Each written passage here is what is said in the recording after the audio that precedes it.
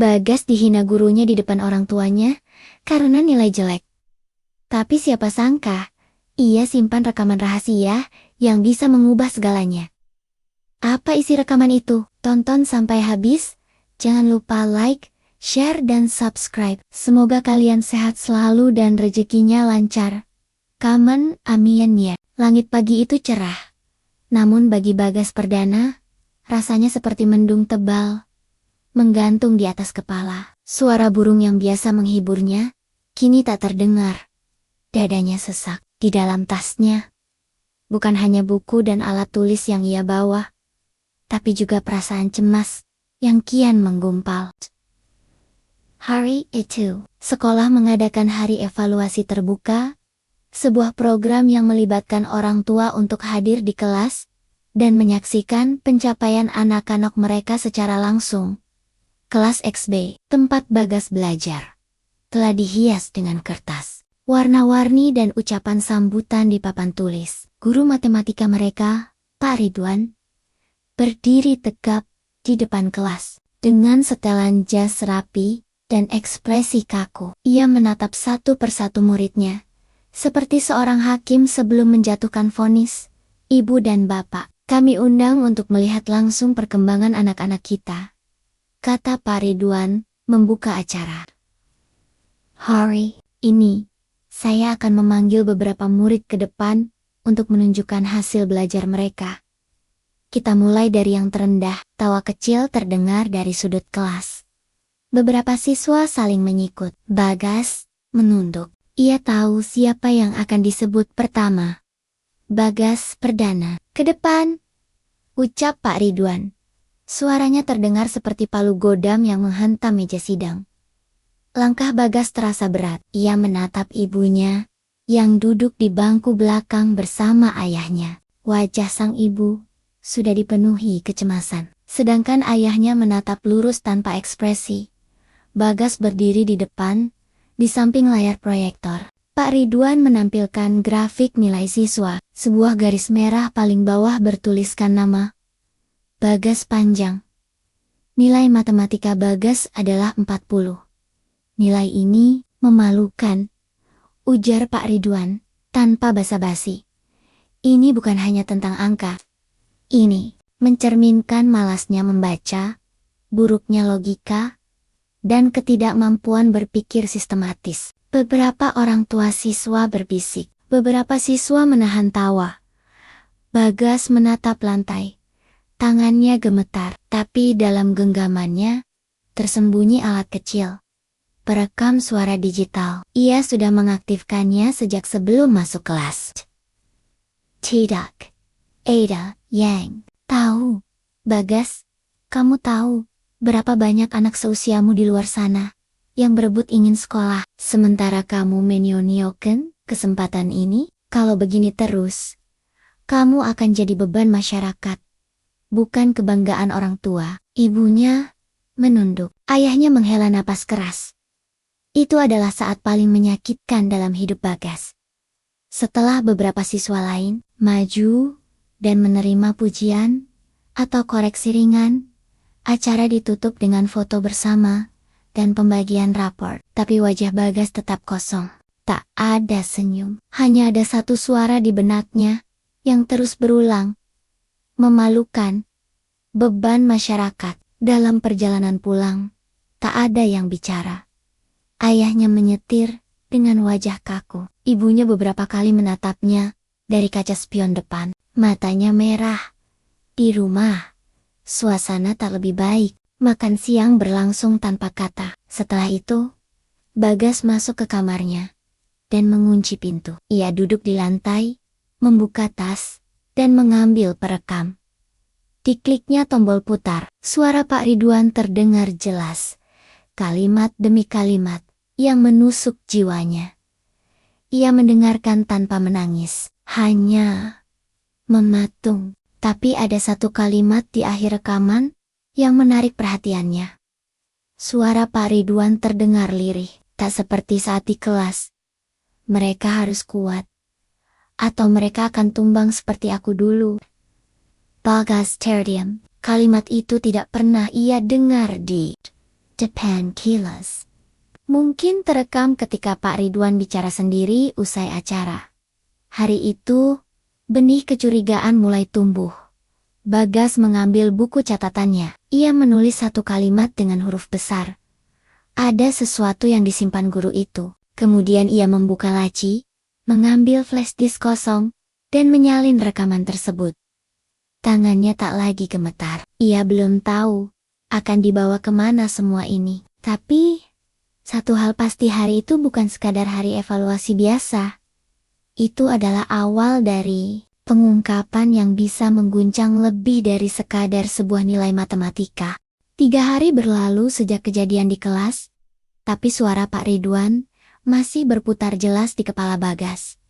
Ia belum kembali ke sekolah. Orang tuanya mengira Bagas hanya butuh waktu menenangkan diri. Namun sebenarnya, ia sedang menyusun sebuah alasan untuk bertahan dan membalas, bukan dengan amarah, tapi dengan kebenaran. Kamar itu menjadi tempat perlindungan, sekaligus ruang perenungannya. Tirai selalu tertutup. Ponsel dimatikan. Di atas meja belajar, buku matematika terbuka, tapi bukan untuk dipelajari. Di sampingnya, tergeletak perekam suara dan flash disk, yang kini menjadi harta paling berharga. Bagas memutar ulang rekaman itu setiap malam. Ia menyalin kalimat demi kalimat ke buku catatan. Setiap intonasi, setiap jeda, dan terutama bagian akhir, yang seolah bukan untuk didengar siapapun. Mereka harus kuat, atau mereka akan tumbang seperti aku dulu. Bagas memejamkan mata setiap kali bagian itu diputar ulang. Kalimat itu membekas lebih dalam daripada hinaan yang ia terima di depan semua orang. Ada kesan getir, seolah-olah Pak Ridwan bukan sekadar guru kejam, tetapi seseorang yang sedang menyimpan perih. Namun, luka yang ia terima belum sembuh. Bagas masih merasa malu. Ia tidak ingin keluar rumah, apalagi berpapasan dengan tetangga. Ibunya beberapa kali mengetuk pintu dan membawakan makanan, tapi jawaban Bagas selalu sama. Aku nggak lapar. Ayahnya mulai jengkel. Kalau cuma karena nilai jelek dan dimarahi guru, kamu nyerah begini? Dunia nggak akan peduli kamu sakit hati, Gas. Hadapi, teriaknya dari luar kamar. Namun Bagas hanya menutup telinga. Ayahnya tidak tahu semuanya. Tidak. Tahu bahwa di balik hinaan itu ada ketidakadilan yang lebih besar. Bagas tahu ini bukan sekadar soal nilai matematika. Pada malam keempat, Bagas terbangun dengan napas tersengal. Ia bermimpi dirinya kembali berdiri di depan kelas, dikelilingi tawa dan tatapan mengejek. Tapi di belakang Pak Ridwan, muncul sosok laki-laki tua berpakaian rapi dengan mata kosong dan ekspresi getir. Sosok itu tidak berkata apa-apa. Ia hanya menatap Bagas dan menggeleng perlahan. Pagi harinya, Bagas membuka laci paling bawah di lemari ibunya. Di sana, tersimpan tumpukan CD dan kaset lama milik kakeknya, seorang pensiunan guru yang telah meninggal beberapa tahun lalu. Kakeknya dulu sering merekam kegiatan belajar menggayar saat mengajar di sekolah. Bagas ingat, suara kakeknya hangat, sabar, dan selalu penuh semangat. Ia menyalakan salah satu rekaman. Suara sang kakek terdengar, samar namun jelas. Anak yang gagal, bukan karena bodoh, tapi karena tak diberi kesempatan belajar dari kegagalannya. Bagas tersenyum getir. Suara itu seperti pelukan. Lalu, ia mendengar rekaman lain yang mengejutkannya. Suara siswa yang dimarahi keras oleh seorang guru. Suaranya mirip, sangat mirip dengan gaya bicara Pak Ridwan. Ia memutar ulang bagian itu. Guru dalam rekaman berkata, "Kalau kau terus begini, kau akan jadi pecundang seumur hidup. Pergi dari kelas ini kalau tidak bisa berpikir." Dan kemudian terdengar suara tangis. Pelan, suara siswa yang tak pernah membalas, hanya menahan sakitnya sendiri. Bagas terdiam. Suara siswa itu sangat lemah. Ia bertanya dalam hati, "Mungkinkah itu Pak Ridwan? Dulu, Ea Korbon Sekarang jadi pelaku. Petang harinya, ia membuka laptop dan mencari profil Pak Ridwan di media sosial dan blog pendidikan. Tak banyak informasi, tapi ia menemukan sebuah artikel opini lama yang ditulis oleh Pak Ridwan di sebuah blog guru. Judulnya membuat hati Bagas berdebar. Anak-anak tidak bodoh, mereka terluka. Bagas membaca kalimat demi kalimat. Di sana tertulis, "Saya dulu murid terburuk di kelas, nilai saya rendah, dan saya sering dihina guru di depan umum. Saya berjanji menjadi guru yang akan mendidik dengan cara berbeda. Tapi sekarang saya bertanya-tanya, apakah saya telah berubah, atau justru menjadi bayangan dari masa lalu yang saya benci?" Air mata Bagas jatuh.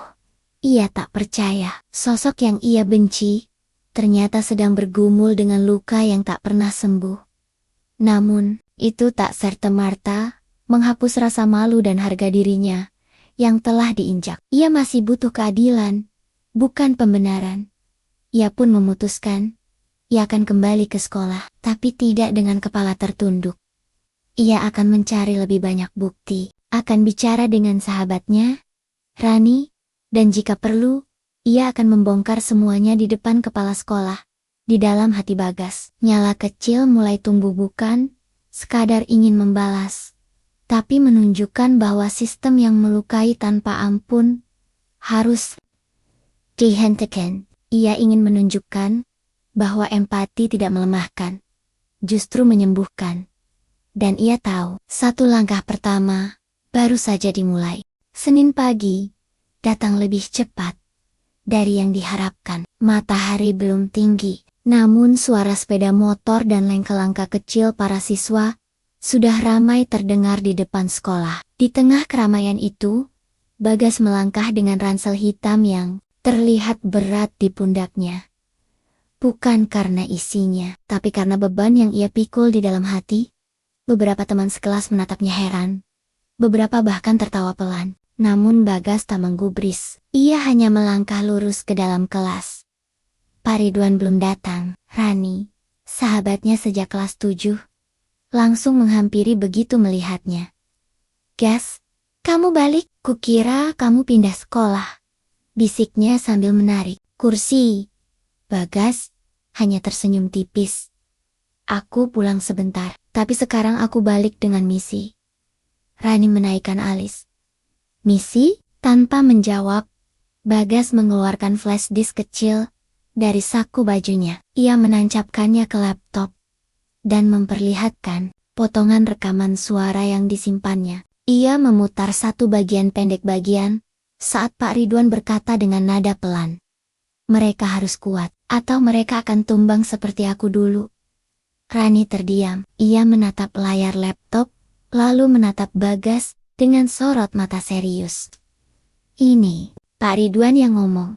Bagas mengangguk. "Dan ini bukan satu-satunya. Aku punya satu rekaman lama dari kakekku. Seorang guru pernah memarahi murid dengan cara yang sangat mirip. Gayanya, intonasinya, seperti suara Pak Ridwan waktu masih muda." Rani menutup mulutnya, seolah baru saja menyadari sesuatu yang besar. "Gas, kalau itu benar, mungkin Pak Ridwan pernah jadi korban. Dan sekarang dia ulangi pola yang sama." "Bukan mungkin, aku hampir yakin," jawab Bagas. "Dia bukan guru jahat. Dia guru yang belum sembuh." Mereka saling bertukar pandang. Untuk pertama kalinya sejak peristiwa memalukan itu, Bagas merasa tidak sendirian.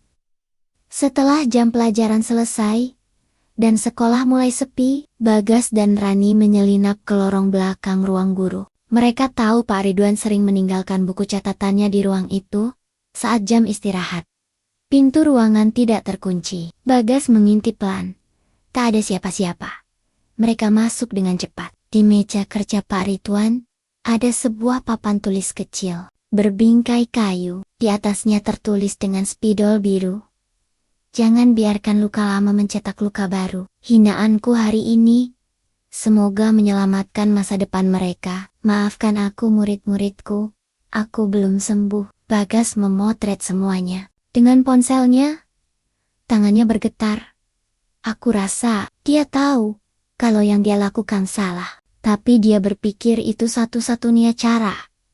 Ucap Rani lirih. Dan itu tidak benar, tidak bisa dibenarkan. Balas Bagas. Tapi ini cukup bukti. Kita perlu kumpulkan semuanya. Selama seminggu berikutnya, Bagas mulai menyusun dokumen. Ayai, menyalin rekaman ke dalam file audio. Mencocokkannya dengan katitan-katitan Pak Ridwan. Ia menyusun kronologi dari kejadian di kelas, hingga tulisan tangan sang guru yang mengindikasikan trauma masa lalu. Di rumah, Bagas mulai belajar matematika kembali. Namun kali ini bukan untuk mengejar nilai semata, melainkan untuk menunjukkan bahwa dirinya bisa bangkit, bukan karena dipermalukan, tapi karena dimengerti pada satu sahur. Ia membuka kembali blog yang pernah ditulis Pak Ridwan. Ia membaca ulang tulisan-tulisan lamanya. Semuanya bernada reflektif seorang guru yang ingin berubah, namun terjebak dalam metode keras yang ia kira menyelamatkan. Salah satu tulisan membuat Bagas tercekat. Saya pernah menampar siswa saya sendiri dengan kata-kata. Sampai kini, wajahnya masih muncul dalam mimpi saya. Saya tidak tahu apakah ia membenci saya atau memahami niat saya, tapi saya tahu. Saya gagal sebagai pendidik jika satu saja murid merasa takut datang ke kelas. Kalimat itu menghantam Bagas. Tepat di dada, ia menutup laptop. Lama ia termenung. Dalam hatinya, dendam mulai berubah menjadi pemahaman. Namun, bukan berarti ia akan membiarkan semuanya berlalu begitu saja. Ia tahu, sebuah kebenaran tetap harus diperjuangkan. 3 hari kemudian, kepala sekolah mengumumkan akan diadakan presentasi proyek akhir dari masing-masing siswa. Setiap siswa diminta membuat presentasi bebas dengan tema mata pelajaran dan dampaknya dalam hidup. Bagas tahu, inilah saatnya. Ia akan menggunakan panggung itu bukan hanya untuk bicara soal matematika, tapi tentang luka, tentang pengulangan, trauma, dan tentang harapan bahwa pendidikan seharusnya menyembuhkan bukan menyakiti. Hari Jumat pagi datang dengan angin yang lebih dingin dari biasanya. Meski langit cerah dan burung-burung ramai berkicau, ada satu ruang kelas di SMP Harapan Bangsa yang dipenuhi ketegangan tak kasat mata. Di sana duduk seorang siswa bernama Bagas Perdana, yang selama beberapa hari terakhir tidak hanya mempelajari soal-soal matematika, tetapi juga mempelajari luka manusia. Ia kini bukan lagi Bagas yang tertunduk saat dihina, bukan Bagas yang sembunyi di balik tembok kamarnya. Ia adalah Bagas yang melihat lebih jauh, lebih dalam, ke dalam hati seseorang yang pernah melukainya, dan yang ia temukan, membuat semuanya tak lagi hitam dan putih. Setelah pengumuman bahwa setiap siswa akan menyampaikan presentasi akhir di depan guru dan kepala sekolah, Bagas mulai menyusun konsepnya. Tapi, kali ini, bukan hanya demi nilai. Ia hendak membuka pintu kesadaran tentang bagaimana sistem pendidikan yang kejam bisa merusak, dan bagaimana luka masa lalu bisa diwariskan tanpa sadar. Namun sebelum itu, ada satu langkah yang ia anggap penting. Bagas ingin bicara langsung pada Pak Ridwan. Bukan untuk membalas, tapi untuk mengerti. Hari itu, setelah bel pulang berbunyi, dan siswi-siswa mulai meninggalkan sekolah, Bagas berjalan pelan ke ruang guru. Ia tahu Pak Ridwan biasa pulang terlambat. Di lorong sepi, yang beraroma kapur tulis dan kertas lama, Bagas mengetuk pintu dengan gugup. Tok, tok, masuk. Terdengar suara berat dari dalam. Pak Ridwan sedang duduk di depan tumpukan kertas ulangan. Wajahnya terlihat lelah, namun tetap menjaga wibawa. Bagas, tanyanya, sedikit terkejut. Bagas berdiri tegak. Saya mau bicara sebentar, Pak. Kalau tidak keberatan. Pak Ridwan menutup map nilai dan menunjuk kursi di seberang meja. Silakan duduk.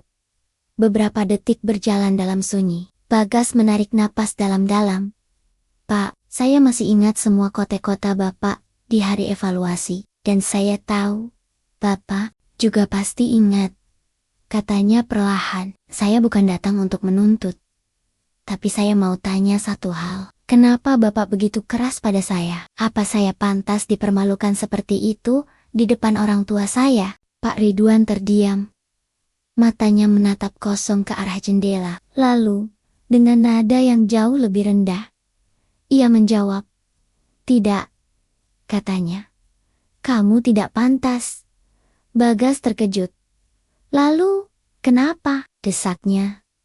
Pak Ridwan menghela napas. "Lama. Berat. Kamu tahu, Gas," katanya lirih. "Dulu aku seperti kamu, duduk di bangku kelas. Tak bisa mengerti angka-angka. Terus-menerus disalahkan. Aku pernah dipukul dengan kata-kata yang tak bisa kulupakan sampai sekarang. Guru matematikaku bilang aku bodoh, pecundang, dan di depan ayahku sendiri, Bagas menendak. Ia bisa merasakan perihnya. Sejak itu aku bersumpah, kalau aku jadi guru, aku tidak akan membiarkan murid-muridku jadi seperti aku. Aku pikir, dengan tekanan dan rasa malu, mereka akan bangkit. Tapi aku salah. Tangan Pak Ridwan gemetar pelan. Semakin aku mencoba menyelamatkan, semakin aku melukai. Aku jadi cerminan dari mereka yang dulu menyakitiku. Bagas menahan napas. Ini adalah sisi yang tidak pernah dilihat siapapun dari sosok yang selama ini mereka anggap keras dan dingin. "Pak," ucap Bagas, "saya sudah tahu semua itu." Pak Ridwan terkejut.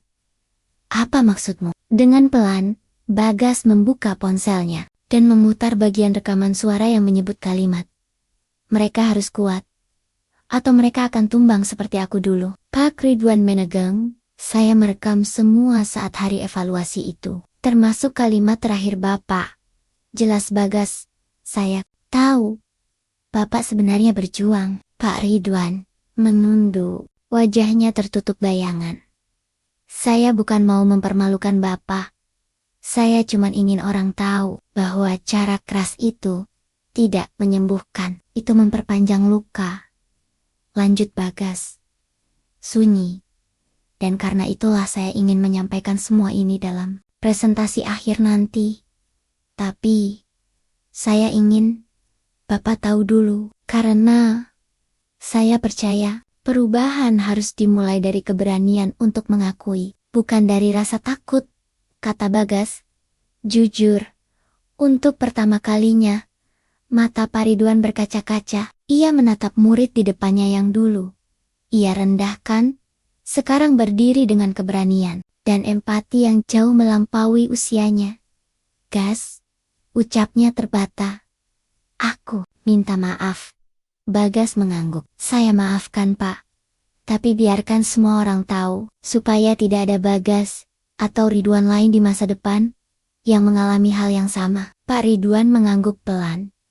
"Kalau kamu siap, aku akan duduk di deretan paling depan saat kamu mempresentasikan semuanya." Malam itu, Bagas menghabiskan waktu menyusun slide presentasinya. Judulnya ia ketik dengan huruf besar.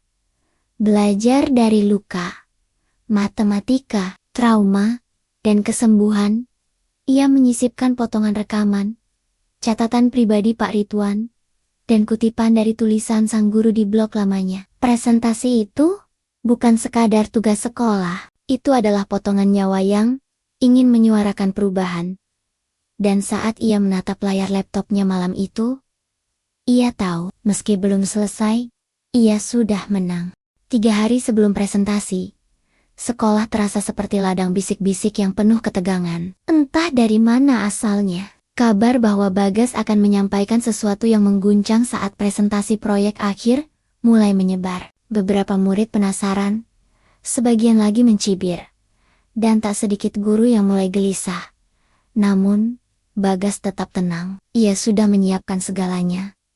Di rumah, ia menyempurnakan presentasinya hingga larut malam. Rani, sahabatnya, menjadi teman diskusi saja. Keduanya berdiskusi soal urutan slide, potongan rekaman yang paling kuat untuk dimainkan, dan bagaimana menyampaikan semuanya tanpa terkesan menyerang.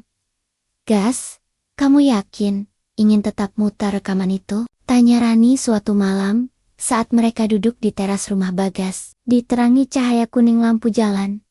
Yakin, jawab Bagas mantap. Bukan untuk mempermalukan Pak Ridwan, tapi untuk membuka mata semua orang, termasuk siswa, orang tua, dan guru-guru lain. Rani mengangguk pelan. Kamu sadar nggak? Sejak kejadian itu, kamu berubah. Bagas tersenyum tipis. Aku cuma capek jadi korban. Kalau aku diam, sistem kayak gini bakal terus ada. Ada Bagas lain nanti yang dipermalukan dan gak bisa bangkit. Rani menatap sahabatnya dalam-dalam. Ada rasa bangga, sekaligus kekhawatiran. Tapi ia tahu, Bagas sudah terlalu jauh melangkah untuk mundur. Hari presentasi pun tiba.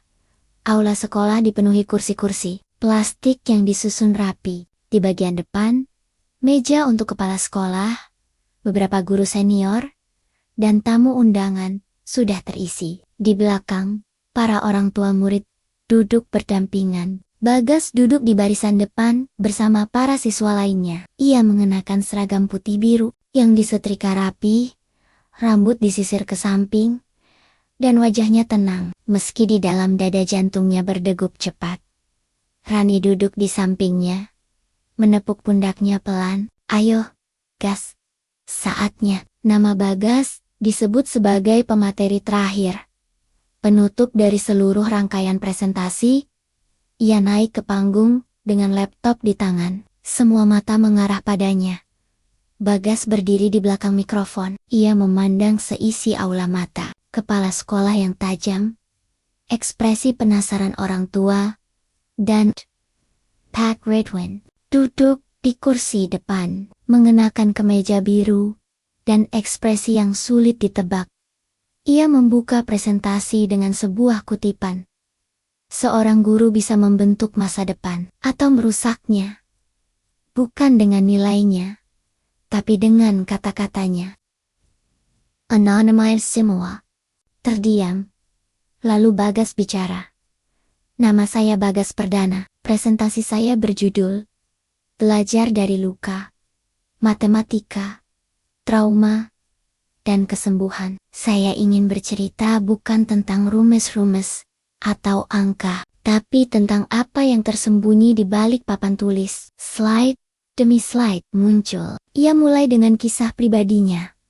Bagaimana ia merasa gagal, bagaimana ia dipermalukan di depan umum. Ia lalu memutar potongan rekaman dari hari evaluasi. Suara Pak Ridwan terdengar lantang. Nilai ini memalukan. Kalau begini terus, kamu akan jadi beban masyarakat. Beberapa orang tua tersentak, beberapa guru saling pandang. Bagas melanjutkan. Tapi saya tidak datang hari ini untuk menuntut. Saya datang untuk menunjukkan bahwa kadang, di balik guru yang keras, ada luka yang belum sembuh. Slide berikutnya menunjukkan foto tulisan tangan Pak Ridwan. Jangan biarkan luka lama mencetak luka baru. Maafkan aku murid-muridku, aku belum sembuh. Lalu Bagas memutar bagian terakhir rekaman. Mereka harus kuat, atau mereka akan tumbang seperti aku dulu. Suasana aula sunyi, tak ada yang bersuara. Bagas mengakhiri presentasinya dengan suara yang bergetar namun tegas. Banyak dari kita yang mengira bahwa keras itu mendidik, bahwa malu akan membuat anak belajar. Tapi tidak semua luka menghasilkan kekuatan. Ada yang justru tenggelam. Saya mungkin salah satu yang hampir tenggelam. Tapi, saya memilih berenang, dan saya ingin sistem kita berubah. Bukan karena dendam, tapi karena cinta. Ia menunduk. Tepuk tangan tak langsung muncul. Beberapa detik hening. Lalu satu orang mulai bertepuk, disusul yang lain. Dan akhirnya, aula bergemuruh. Bahkan kepala sekolah berdiri, dan ikut bertepuk tangan. Beberapa guru mengusap mata mereka. Seorang ibu menatap anaknya dengan air mata. Namun, satu momen yang paling menyentuh, datang saat Pak Ridwan berdiri perlahan. Ia melangkah ke depan panggung, mengambil mikrofon. Dengan suara berat, ia berkata, "Yang kalian saksikan tadi, bukan hanya presentasi, itu adalah cermin. Dan saya melihat diri saya sendiri di dalamnya." Ia berhenti sejenak, lalu menoleh pada Bagas. "Terima kasih Bagas. Kamu tidak hanya mengajarkan kami tentang keberanian, kamu juga menunjukkan arti sebenarnya dari menjadi murid dan menjadi guru." Pak Ridwan menunduk. Hari itu, sesuatu berubah di SMP Harapan Bangsa. Sebuah percikan harapan telah menyala, dan semua orang mulai menyadari bahwa pendidikan bukan hanya soal otak tapi soal hati. Tepuk tangan memang bisa menenangkan luka sesaat, namun tak selalu meredakan badai yang datang setelahnya. Sudah 2 hari berlalu sejak Bagas menyampaikan presentasinya yang mengguncang, namun dampaknya masih menyebar seperti riak air dilempar batu di media sosial sekolah. Banyak siswa memuji keberanian Bagas. Sebagian mengunggah potongan presentasi dengan komentar penuh hormat. Namun, di balik layar, ada suara-suara lain yang mulai berbisik lebih tajam, lebih berbahaya. Kepala sekolah, Bu Lestari, memanggil Bagas ke ruangannya pada hari Senin pagi. Rani menunggu di luar. "Gelisah. Silakan duduk Bagas," ucap Bu Lestari dengan senyum tipis yang sulit ditebak maknanya. Bagas duduk dengan tenang, tapi dari cara Bu Lestari menggenggam pulpen dan menatapnya lurus, ia tahu ini bukan pertemuan biasa. "Kamu tahu," ujar Bu Lestari membuka, "apa yang kamu lakukan hari itu menggetarkan banyak hati. Saya pribadi sangat terharu. Tapi, tidak semua orang melihatnya seperti itu." Bagas diam. Ia sudah siap. Beberapa guru merasa tidak nyaman. Mereka merasa diserang. Bahkan, ada yang menganggap kamu menyebarkan rekaman tanpa izin, melanggar privasi, dan bisa dianggap mencemarkan nama baik. Bagas menatap kepala sekolah itu lurus. "Apakah saya salah, Bu?" Bu Lestari terdiam sejenak. "Saya tidak bisa menjawab itu, karena saya tahu kamu tidak berniat jahat. Tapi kamu sudah memicu diskusi yang tidak kecil." Beberapa komite orang tua mulai bertanya, apakah guru-guru di sekolah ini memperlakukan anak-anak mereka dengan cara seperti yang kamu tampilkan? Dan, ya, ini mulai jadi isu publik. Bagas mengangguk pelan. "Kalau mereka bertanya, berarti kita sedang menuju perbaikan. Kan Bu?" Senyum Bu Lestari mengendur. "Saya ingin mempercayai itu, tapi kamu harus tahu, tidak semua orang siap dengan perubahan, dan sayangnya, kadang kebenaran yang telanjang membuat banyak pihak merasa terancam." Bagas menunduk sejenak, lalu ia berkata, "Saya hanya ingin tidak ada lagi anak yang merasa malu datang ke sekolah. Itu saja." Kepala sekolah menghela napas. "Saya paham, tapi tolong Gas. Untuk sementara, jangan dulu bicara soal ini keluar sekolah. Kita sedang mencoba meredam gejolak." Bagas mengangguk, tapi dalam hatinya, ia tahu gejolak itu sudah terlanjur muncul. Sepulang sekolah, Rani menghampiri dengan wajah panik. "Gas, kamu lihat berita lokal?" Bagas menggeleng. Rani mengeluarkan ponsel dan menunjukkan artikel dari situs berita pendidikan. Presentasi kontroversial siswa SMP bongkar praktik kekerasan verbal guru. Sekolah jadi sorotan. Wajah Bagas memucat. Di bawah judul itu, tertulis kutipan dari salah satu orang tua murid. "Kalau benar ini terjadi, bagaimana nasib anak-anak kami yang diam saja karena takut?" "Gawat," ujar Rani. "Ini udah nyebar keluar kota." Grab. Orang tua di media sosial ramai bahas sekolah kita. Bahkan ada yang minta Pak Ridwan dicopot. Bagas terduduk. Bukan ini yang ia inginkan. Ia ingin perubahan, bukan penghakiman. Ia ingin membuka mata, bukan mencabut akar. Malam itu, ponselnya tak henti berdering. Beberapa nomor tak dikenal menghubunginya. Ada yang mengaku wartawan, ada yang ingin wawancara, bahkan seorang aktivis pendidikan sempat menghubungi dan memujinya atas keberanian. Tapi semua itu hanya menambah beban. Di saat semua mata tertuju padanya, Bagas justru merasa sendiri. Ia duduk di lantai kamarnya, kembali membuka flash disk berisi semua dokumen dan rekaman. Di layar laptop, tergambar jelas wajahnya sendiri saat presentasi. Tapi kini, sorot matanya terlihat lelah. Ia mematikan laptop, lalu menatap langit-langit.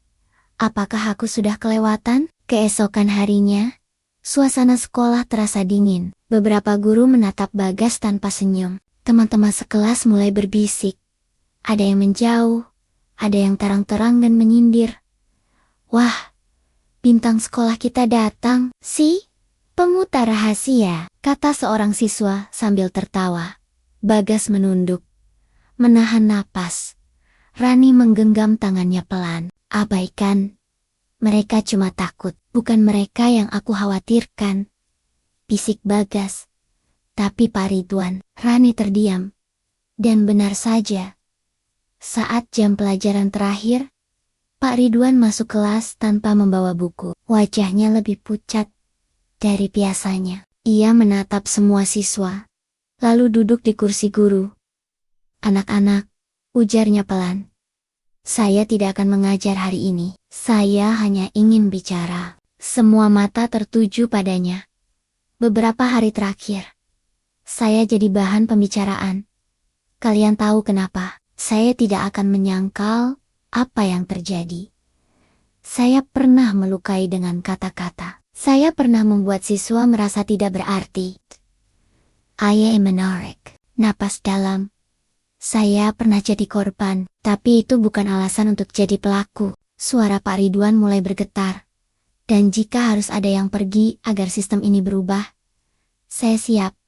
Suasana kelas hening. Beberapa siswa mulai meneteskan air mata. Rani menatap Bagas, yang kini menggenggam meja kuat-kuat. Pak Ridwan berdiri, membungkuk dalam-dalam ke arah murid-muridnya. Maafkan saya. Ia lalu melangkah keluar kelas. Sunyi menyelimuti ruangan, tak ada yang bicara. Bahkan derit pintu saat ditutup pun terdengar begitu tajam. Bagas berdiri perlahan. Aku nggak bisa, biarkan ini berakhir begini. Malamnya, Bagas membuka laptop dan menulis sesuatu. Bukan untuk media, bukan untuk membuat gaduh, tapi sebuah surat terbuka untuk gurunya. Untuk Pak Ridwan, saya bukan murid yang sempurna. Dan saya tahu, Bapak pun bukan guru yang sempurna. Tapi hari itu, saat Bapak berkata saya siap pergi, saya merasa kehilangan sesuatu yang penting. Bapak bukan hanya bagian dari masalah, Bapak juga bagian dari perubahan. Kalau semua guru seperti Bapak pergi, siapa yang akan mendidik kami dengan hati yang sudah belajar dari kesalahan? Bapak pernah bilang, mereka harus kuat, tapi hari ini saya belajar bahwa kekuatan sejati adalah keberanian untuk bertahan dan memperbaiki. Jangan pergi, Pak. Jangan tinggalkan perjuangan ini sendirian. Bagas Perdana. Ia mengunggah surat itu ke blog sekolah dan membagikannya diam-diam. Besoknya, surat itu dibaca ratusan siswa dan guru. Dan dari sekian banyak yang membaca, satu orang membalas dengan kalimat sederhana. Saya tidak akan pergi. Terima kasih Bagas. Langit pagi itu berawan, seakan mencerminkan suasana hati yang menggelayut di lingkungan SMP Harapan Bangsa. Tidak ada senyum lepas, tidak ada gurauan siswa. Semua seolah menunggu sesuatu yang besar dan tak terhindarkan. Hari itu, sebuah mobil dinas berhenti di halaman sekolah. Dari dalamnya keluar 2 orang dari Dinas Pendidikan Wilayah, didampingi staf bidang pengawasan guru dan perilaku profesional. Kehadiran mereka bukan hal biasa. Pihak sekolah menerima surat resmi mereka, ingin menyelidiki lebih jauh laporan yang berkembang tentang kekerasan verbal di lingkungan sekolah, terutama terkait presentasi seorang siswa bernama Bagas Perdana. Di ruang kepala sekolah, suasana tegang. Bu Lestari duduk di antara dua petugas dinas. Di depannya duduk Pak Ridwan, dan di sebelahnya Bagas, bersama ayah dan ibunya. Petugas pertama membuka map. Kami menerima laporan dari salah satu orang tua siswa, dan menyaksikan langsung rekaman presentasi yang viral. Isi presentasi memuat bukti verbal yang dianggap mencederai semangat pendidikan. Kami ingin mendengar langsung dari siswa yang bersangkutan. Semua mata mengarah ke Bagas. Ia duduk tegak, menatap petugas itu lurus-lurus. Tak ada rasa takut, hanya sedikit kegugupan yang tak bisa ia sembunyikan. "Nama saya Bagas Perdana," ujarnya pelan, tapi jelas. "Dan saya yang menyusun presentasi itu." "Saya merekam semua pernyataan Pak Ridwan di hari evaluasi. Tanpa izin?" tanya salah satu petugas. "Iya, tapi bukan untuk menyebarkan keburukan," jawab Bagas cepat. "Saya merekam karena saya merasa ada yang tidak adil.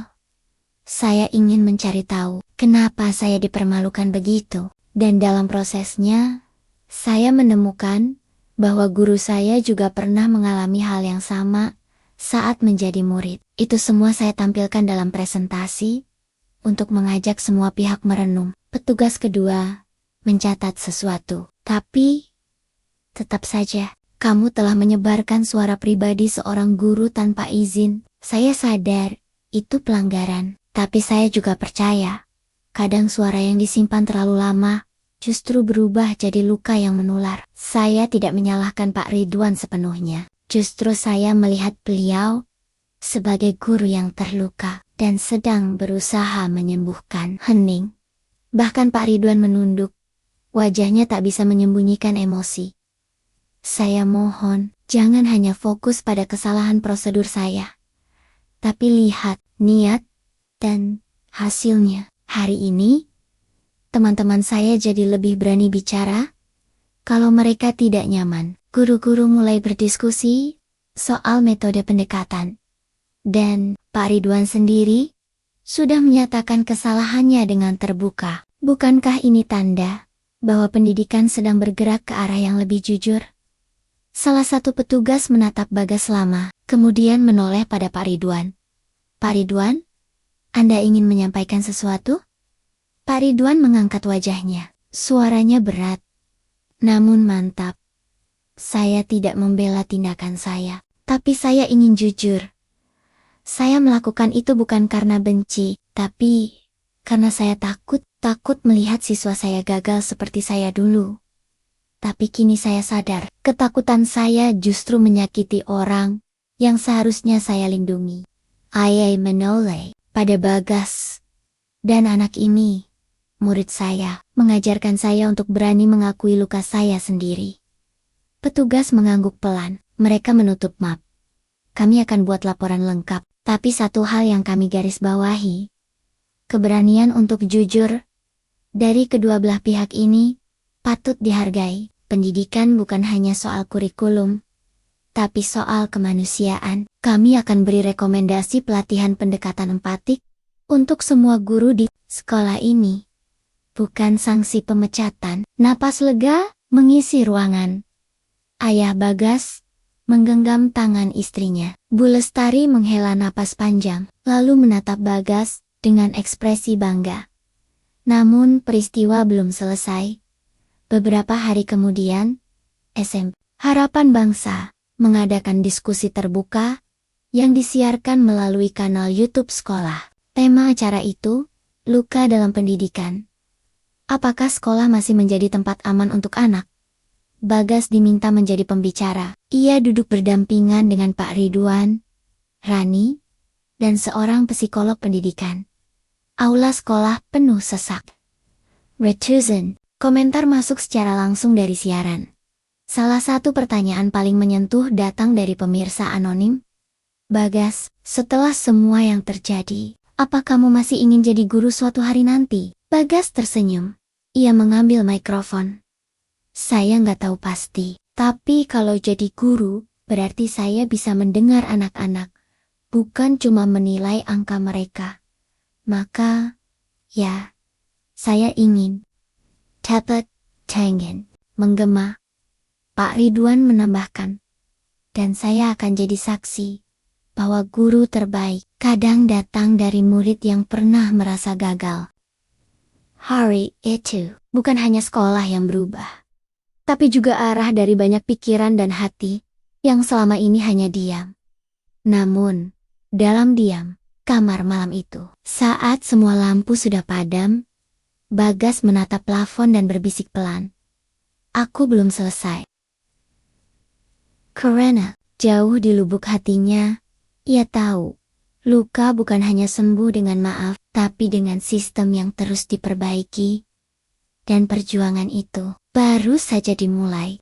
Hujan turun deras malam itu. Di balik kaca jendela kamar, Bagas duduk sendiri, menatap ponselnya yang terus berdering sejak sore. Notifikasi dari media, undangan wawancara, permintaan menjadi pembicara seminar pendidikan, bahkan satu email dari redaksi surat kabar nasional, semuanya datang hampir bersamaan. Bukan lagi hanya warga sekolah yang membicarakan namanya. Kini, nama Bagas Perdana tersebar di berbagai lini masa, sebagai siswa SMP yang membongkar trauma guru dan sistem pendidikan yang salah. Namun di balik semua itu, hatinya tak tenang. Sebab ketenaran ini datang bukan dari prestasi biasa, tapi dari luka yang dibuka di depan umum, luka miliknya dan luka orang lain, terutama milik Pak Ridwan. Pagi harinya, sekolah kembali diramaikan bukan oleh siswa, tapi oleh para wartawan dan kameramen yang berdiri di depan gerbang. Beberapa orang tua murid datang lebih awal untuk menghindari kerumunan. Suasana tak lagi nyaman. Bagas datang lebih siang, didampingi ayahnya. Begitu turun dari motor, kamera langsung mengarah padanya. Bagas, bagaimana tanggapanmu soal dukungan publik? Benarkah kamu akan tulis buku tentang pengalaman ini? Apakah kamu merasa bersalah telah membuat gurumu hampir dipecat? Ayahnya langsung melindungi Bagas, menolak semua pertanyaan itu. Kami mohon privasi. Anak ini hanya ingin belajar, tapi dunia luar tak sesederhana itu. Nama Bagas kini telah menjadi simbol, dan banyak pihak mulai membangun narasi mereka sendiri. Di ruang guru, suasana mencekam. Pak Ridwan duduk di meja kerjanya, memandangi map tugas yang belum sempat diperiksa. Seorang guru perempuan mendekat, meletakkan tangannya di pundak Pak Ridwan. Ridwan, kamu masih mau lanjut mengajar? Pak Ridwan menoleh. Matanya merah, tapi sorotnya mantap. Kalau saya mundur sekarang, berarti saya mengiyakan bahwa saya adalah bagian dari masalah, bukan bagian dari solusi. Saya bertahan, bukan untuk membela diri, tapi untuk berubah. Guru itu tersenyum pelan. Kami di sini mendukungmu, namun tak semua guru sependapat. Ada juga yang berbisik bahwa keberadaan Pak Ridwan sekarang lebih banyak membawa sorotan negatif bagi sekolah. Beberapa orang tua mulai khawatir citra sekolah rusak. Dan tekanan itu akhirnya sampai ke kepala sekolah. Siang itu, Bagas dipanggil kembali ke ruang kepala sekolah. Kali ini, suasananya jauh lebih berat. Bu Lestari menatap Bagas lama sebelum bicara. Bagas, saya akan jujur, kita berada di persimpangan. Sekolah sedang diawasi. Pihak dinas, media, bahkan lembaga swadaya masyarakat. Pendidikan ingin menjadikan kisahmu sebagai contoh, tapi beberapa guru dan komite orang tua ingin semua ini dihentikan. Bagas menelan ludah. Apa maksudnya? Mereka ingin kamu mengeluarkan pernyataan publik bahwa presentasi itu bersifat pribadi, bahwa kamu tidak mewakili kondisi sekolah secara umum. Berarti, saya diminta mundur dari perjuangan ini. Bu Lestari menunduk, bukan diminta, tapi ditekan. Bagas terdiam. Dan satu lagi, lanjut Bu Lestari, Pak Ridwan sudah menulis surat pengunduran diri. Mata Bagas membelalak. Apa dia tidak ingin membuat suasana makin panas, katanya. Jika kepergiannya bisa menenangkan keadaan, maka itu yang terbaik. Dada Bagas sesak. Semua ini bukan yang ia inginkan. Malam harinya, Bagas kembali duduk di depan laptop. Ia membuka kembali surat Pak Ridwan, yang dulu ia salin diam-diam. Tangannya gemetar saat mulai mengetik nama ia tahu. Ia harus memilih. Dan pilihannya tak akan memuaskan semua orang. Akhirnya ia menulis surat terbuka. Tapi kali ini, dengan arah berbeda. Untuk media dan publik yang terhormat saya, Bagas Perdana, menyampaikan bahwa apa yang saya ungkapkan dalam presentasi sekolah bukan bertujuan menjatuhkan guru saya, sekolah saya, atau sistem pendidikan kita. Saya hanya anak biasa yang pernah merasa dilukai oleh sistem yang kaku. Tapi dari peristiwa itu, saya juga belajar. Guru saya adalah manusia. Ia pernah terluka. Ia mencoba menyembuhkan dengan cara yang salah. Tapi ia juga mau berubah. Saya menolak menjadi simbol tanpa izin. Saya menolak menjadikan luka orang lain sebagai panggung saya. Karena itu, saya mohon berikan ruang bagi guru-guru yang ingin berubah. Jangan hakimi sebelum mereka bicara. Jangan paksa mereka pergi ketika mereka baru mulai belajar menyembuhkan. Jika saya dianggap berani karena bersuara, maka saya harus cukup berani untuk bilang, perjuangan ini bukan tentang saya. Ini tentang kita semua, dan kita semua perlu waktu. Hormat saya. Bagas Perdana menekan tombol kirim, dan menutup laptopnya dengan pelan. Hujan mulai turun lagi malam itu, namun kali ini, ia tidak merasa dingin. Keesokan harinya, surat itu menjadi pembicaraan di mana-mana, tapi efeknya mengejutkan. Satu persatu guru mulai menyuarakan kisah mereka tentang tekanan mengajar, tentang luka masa lalu, tentang rasa gagal saat menghadapi siswa yang tak mereka mengerti. Bahkan, beberapa siswa mulai menulis kembali mengenai pengalaman mereka di sekolah yang membuat mereka diam bertahun-tahun. Dan Pak Ridwan, ia datang ke sekolah keesokan harinya, tak membawa surat pengunduran diri, tapi membawa map berisi rencana pelatihan guru tentang pendekatan empatik dan trauma healing. Ketika melihat Bagas di lorong, ia menghampiri dan berkata, "Terima kasih, sudah memilih diam." Dengan cara yang paling lantang. Hari itu, semua orang menyadari, kebenaran tak selalu harus diteriakkan. Kadang cukup ditunjukkan dengan sikap. Dan Bagas bukan hanya murid biasa lagi. Ia adalah suara dari dalam luka, yang tak memilih jadi korban tapi jembitan. 3 minggu telah berlalu sejak surat terbuka. Bagas menggemparkan ruang publik.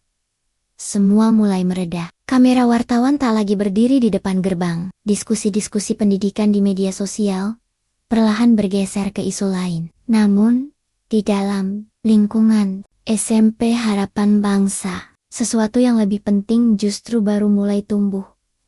Kesadaran, setiap Senin pagi kini dibuka, bukan hanya dengan upacara dan lagu wajib nasional, tetapi dengan sesi refleksi. Satu persatu siswa dan guru diberi ruang untuk berbicara bukan soal pelajaran, tetapi soal perasaan. Dan yang paling mengejutkan, suasana kelas Pak Ridwan tak lagi seperti dulu. Selamat pagi anak-anak. Hari ini, sebelum kita bahas persamaan kuadrat, saya mau tanya dulu, siapa yang seminggu terakhir ini pernah merasa gagal? Ucap Pak Ridwan di awal pelajaran. Beberapa siswa saling pandang. Heran, tak biasanya pelajaran matematika dibuka dengan pertanyaan seperti itu. Rani mengangkat tangan. Saya Pak, saat lomba pidato minggu lalu, saya gugup, lupa teks. Pak Ridwan tersenyum. Apa yang kamu rasakan saat itu? Kesal. Tapi sekarang, malah jadi pengen coba lagi Pak. Pak Ridwan mengangguk. Dan itulah pelajaran hari ini. Satu persatu, siswa mulai menyampaikan perasaan. Tak ada ejekan, tak ada penilaian. Matematika tetap diajarkan. Tapi kini bukan hanya angka yang penting, melainkan bagaimana mereka belajar memahami diri mereka sendiri saat menghadapi kesulitan. Sementara itu, Bagas menjalani hari-harinya dengan tenang. Ia tidak lagi menjadi pusat perhatian. Tidak ada lagi undangan wawancara. Namun di dalam dirinya, perubahan besar terjadi.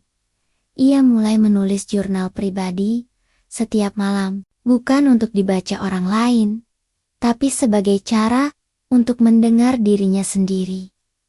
Hari ini, Pak Ridwan senyum lebih banyak. Rani bilang, dia mulai suka matematika. Aku juga mulai bisa mengerjakan soal cerita. Mungkin ini yang disebut penyembuhan bersama. Tak lama kemudian, kepala sekolah, Bu Lestari, memanggil Bagas secara khusus. Bagas, katanya sambil menawari teh hangat, ada program baru dari Dinas Pendidikan. Mereka ingin membuat tim percontohan siswa guru yang akan jadi fasilitator diskusi antar sekolah. Dan saya ingin kamu ikut. Bagas menatap kepala sekolah itu dengan mata berbinar. Saya? Fasilitator? Ya. Bukan karena kamu pernah viral, tapi karena kamu tahu caranya mendengar, Gas. Kamu paham betul bahwa kadang perubahan tidak dimulai dari orang yang paling pintar, tapi dari orang yang paling peduli. Bagas mengangguk. Dalam hatinya, ia tahu tugasnya belum selesai, tapi kini ia tak sendiri. Hari-hari berikutnya diisi dengan pelatihan. Bagas bertemu siswa lain dari berbagai sekolah. Banyak dari mereka juga pernah mengalami hal serupa, dimarahi guru, dituntut nilai tinggi, dianggap bodoh. Tapi, belum semua memiliki keberanian untuk bicara. Di salah satu sesi pelatihan, seorang siswa dari sekolah lain bertanya, Bagas, waktu kamu dihina di depan umum, apa yang bikin kamu tetap kuat? Bagas terdiam sejenak, lalu menjawab, aku nggak kuat. Aku sempat lari, sempat nangis, sempat malu banget. Tapi waktu aku tahu bahwa mungkin guruku juga terluka, aku berhenti ingin balas dendam. Aku cuma pengen semuanya berhenti merasa sendirian. Ruan, pelatihan sunyi. Beberapa siswa mulai menunduk, ada yang mengusap mata. Dan di titik itulah, Bagas sadar. Perjuangannya sudah menjadi jalan untuk orang lain melangkah. Di sekolah, perubahan tak hanya terjadi pada guru. Beberapa siswa, yang dulunya pendiam, mulai aktif. Berdiskusi, kegiatan sesi dengar menjadi rutinitas bulanan. Dan satu ruangan kecil di samping perpustakaan, kini difungsikan sebagai ruang suara tempat siswa bisa menulis curhat, keluh kesah, atau saran secara anonim. Pak Ridwan menjadi pembina ruang itu. Dan suatu hari, saat membuka salah satu surat dari kotak kayu kecil di dinding, ia membaca kalimat yang membuatnya diam lama. Dulu saya takut ke kelas matematika, tapi sekarang saya malah pengen duduk paling depan. Karena saya tahu, Bapak sekarang bukan hanya guru, tapi juga pendengar. Ayah melipat surat itu pelan, dan menyimpannya di saku kemejanya. Sore itu, Bagas dan Rani duduk di bangku belakang sekolah. Matahari mulai tenggelam di balik gedung, menyisakan warna oranye keemasan, yang hangat. Rani, ucap Bagas. Kamu masih ingat hari aku dihina di depan kelas? Rani menoleh. Ingat. Hari pertama kamu jadi terkenal. Sekaligus hari pertama aku lihat kamu patah. Bagas tersenyum. Sekarang aku merasa hari itu adalah awal dari semuanya. Aku mungkin gak akan pernah suka matematika, tapi aku belajar satu hal. Kita bisa tumbuh dari tempat yang menyakitkan. Rani menatap sahabatnya dengan senyum lebar. Dan kamu sudah bantu banyak orang tumbuh juga, Gas. Bagas menatap langit. Mungkin suatu hari, sekolah-sekolah gak butuh siswa yang berani seperti aku, karena semuanya sudah aman, sudah adil, dan sudah saling mengerti. Rani menggenggam tangannya. Sampai hari itu tiba, kita jaga harapannya ya. Ya? Bagas mengangguk. Iya. Kita jaga. Dan di bawah langit senja yang perlahan gelap, mereka tahu, luka memang menyakitkan. Tapi dari luka yang dibuka dengan keberanian, dan disembuhkan dengan empati. Akan selalu tumbuh harapan yang tak bisa dipadamkan. 1 tahun berlalu sejak hari Bagas mengubah arah pandang semua orang. SMP Harapan Bangsa tak lagi seperti dulu. Sekolah yang dulunya kaku, kini dikenal sebagai pelopor sekolah empati. Program Ruang Suara telah direplikasi ke belasan sekolah lain di kota yang sama. Dan kini bahkan sudah disarankan oleh Dinas Pendidikan Provinsi. Hari itu, aula sekolah kembali ramai. Bukan karena sidang atau pertemuan orang tua, melainkan perpisahan kelas 9. Bagas duduk di barisan depan, mengenakan seragam putih yang kini sudah dipenuhi tanda tangan teman-teman. Di sampingnya, Rani tertawa membaca tulisan jenaka di pundaknya. Bintang viral, tapi tetap humble. Namun, senyum Bagas tak selebar biasanya. Ada sesuatu yang mengganjal, bukan soal perpisahan, tapi soal satu orang yang sejak tadi belum tampak. Pak Ridwan, belum kelihatan ya? Gumam Bagas lirih. Rani mengangguk. Aku juga cari tadi.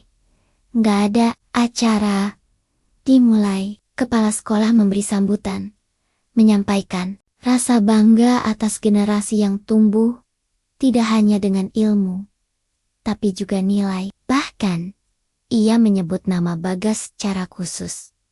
Saya bangga bisa menyaksikan seorang murid yang bukan hanya lulus dengan nilai, tetapi lulus dengan keberanian. Kata Bu Lestari, Bagas, kamu telah menjadi contoh bahwa suara siswa pun bisa mendidik guru. Semua bertepuk tangan. Namun Bagas hanya tersenyum tipis. Hatinya tetap gelisah. Setelah acara usai, para siswa sibuk berfoto. Guru-guru berbaris di panggung untuk sesi kenang-kenangan. Bagas berjalan ke lorong belakang sekolah, tempat kenangan masa-masa berat dulu pernah menyesakkan dadanya. Dan di sanalah ia melihat sosok itu. Pak Ridwan duduk sendiri di bangku panjang, mengenakan kemeja putih sederhana, memegang sebuah map lusuh. Bagas mendekat perlahan. Pak, sapanya pelan. Pak Ridwan menoleh, senyumnya hangat, tapi sorot matanya sendu. Kamu lulus hari ini? Bagas mengangguk. Tapi saya nggak bisa pergi tanpa pamit. Pak Ridwan menatap langit sebentar. Saya ingat, waktu kamu masih duduk di kelas saya, kamu bahkan nggak berani menatap papan tulis. Kita berdua sudah berubah, Pak, jawab Bagas. Pak Ridwan mengangguk pelan, lalu ia menyerahkan map di tangannya. Ini, aku buatkan buat kamu. Gak banyak. Tapi aku pikir, kamu harus tahu, bagaimana kamu dikenang nanti. Bagas membuka map itu. Isinya, kumpulan tulisan tangan siswa dari berbagai kelas. Mereka menuliskan pengalaman mereka setelah mendengar kisah. Bagas, beberapa menulis, saya jadi berani bicara soal rumah saya yang tidak bahagia. Ada yang menulis, saya belajar memaafkan guru yang pernah menghina saya. Bahkan ada yang menulis, saya ingin jadi guru karena Bagas. Di halaman terakhir, ada tulisan tangan Pak Ridwan sendiri. Aku pernah menjadi bagian dari rantai luka. Tapi Bagas mengajarkanku bahwa rantai itu bisa diputus oleh satu keberanian kecil. Dan hari ini, aku ingin jadi pengajar yang menyambung luka dengan kasih, bukan dengan nilai. Terima kasih, muridku. Bagas tak kuasa membendung air matanya. Ia memeluk Pak Ridwan. Pelukan panjang yang tak butuh kata. Pelukan antara murid yang pernah dilukai dan guru yang belajar menyembuhkan. Beberapa minggu kemudian, Bagas dan Rani resmi masuk SMA berbeda. Tapi, mereka tetap berkabar. Bagas memilih jalur ilmu sosial, tertarik pada psikologi dan pendidikan. Di akun blog pribadinya, ia mulai menulis artikel pendek tentang pendidikan yang membentuk, bukan mematahkan. Artikel-artikelnya dibaca banyak orang. Bahkan beberapa dijadikan bahan diskusi di forum guru. Namun Bagas tak pernah lagi menyebut tentang kejadian viralnya. Ia menolak semua undangan wawancara setelah lulus. Ia tak ingin namanya dipakai tanpa makna. Sampai suatu hari, ia diundang kembali ke SMP Harapan Bangsa. Bukan untuk bicara, tapi untuk menyaksikan peresmian ruang refleksi Bagas, perdana sebuah ruangan kecil di samping perpustakaan, direnovasi dengan desain sederhana, namun hangat. Di dindingnya tertulis kutipan yang diambil dari kata-kata Bagas di masa lalu. Jika semua anak didengar, bukan sekadar dinilai, mungkin sekolah akan jadi tempat pulang, bukan tempat ketakutan. Bagas berdiri di depan ruangan itu, di sampingnya Pak Ridwan masih berdiri sebagai guru wahania jauh lebih tenang dari setahun lalu. Kamu masih percaya pendidikan bisa berubah, Gas? Tanyanya pelan. Bagas menatap ruangan itu, melihat anak-anak yang masuk bergantian, mencoret papan ekspresi, menulis curhat, dan duduk saling mendengarkan. Iya, Pak. Jawabnya mantap. Bukan karena saya idealis, tapi karena saya pernah jadi murid yang diselamatkan oleh perubahan itu sendiri. Pak Ridwan menepuk bahunya, dan di dalam hati mereka masing-masing, mereka tahu, rekaman itu bukan hanya menyimpan suara, tapi mewariskan kesadaran. Kesadaran bahwa dalam pendidikan, keberanian dan empati bukan pilihan melainkan syarat.